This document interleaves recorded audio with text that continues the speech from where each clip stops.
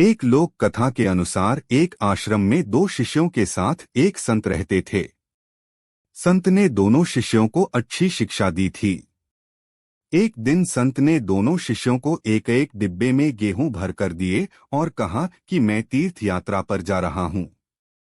2 साल बाद वापस आऊंगा, तब ये मुझे वापस कर देना, लेकिन ध्यान रखना ये गेहूं खराब नहीं होना चाहिए। ये बोलकर संत चले गए। एक शिष्य में वह डिब्बा घर में पूजा वाले स्थान पर रख दिया और रोज उसकी पूजा करने लगा। दूसरे शिष्य ने डिब्बे से गेहूं निकाले और अपने खेत में उगा दिए। 2 साल में थोड़े गेहूं से उसके पास बहुत सारे गेहूं हो गए थे। समय पूरा होने पर संत आश्रम आए और उन्होंने शिष्यों से गेहूं के डिब्बे मांगे।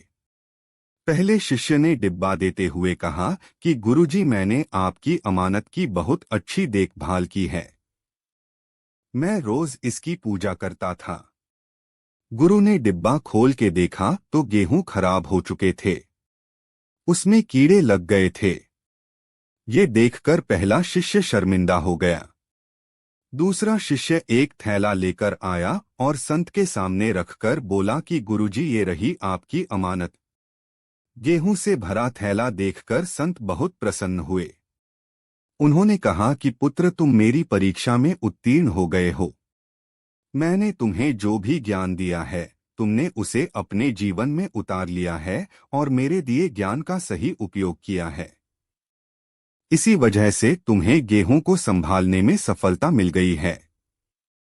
जब तक हम अपने ज्ञान को डिब्बे में बंद गेहूं की तरह रखेंगे, तब तक उससे कोई लाभ नहीं मिलेगा। ज्ञान को अपने आचरण में उतारना चाहिए, दूसरों के साथ बांटना चाहिए, तभी ज्ञान लगातार बढ़ता है और उसका लाभ मिलता है। इस कथा की सीख यही है कि हमें अपने ज्ञान को डिब्बे में बंद करके नहीं रखना चाहिए, इसे बढ़ाने की कोशिश करते रहना चाहिए।